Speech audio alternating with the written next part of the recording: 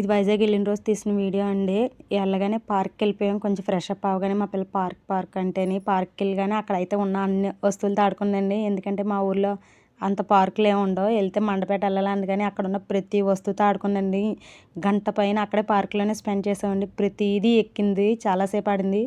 తర్వాత next day morning Rishikonda బీచ్‌కి బయలుదేరిపోయామండి. భోజనాలు పట్టుకొని వెళ్ళిపోయాం ఇంక అక్కడ తిందామని. అందరం కలిసి ఒక ఆటోలో రిషికొండ బీచ్‌కి వెళ్ళిపోయాం. కంచరపాలెం నుంచి రిషికొండ బీచ్‌కి. ఎందుకంటే పిల్లలకి అక్కడ ఆడుకోవడం బాగుంటుందండి ఆర్‌కే బీచ్ కన్నాను. మా పిల్లని ఫస్ట్ టైం కాకినాడ బీచ్ తీసుకెళ్ళాం కానీ అక్కడ అసలు ఆడలేదు.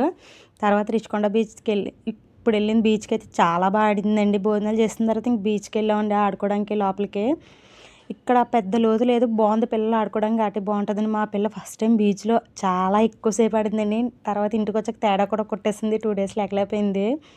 చాలాసేపు ఇక్కడే 3 అవర్స్ 4 అవర్స్ ఆడేసామండి బీచ్. లాస్ట్ చేసి ఆర్‌కే బీచ్‌కి వెళ్ళాము. ఇక్కడ చాలాసేపు ఆడింది మా పిల్ల అయితే మాత్రం.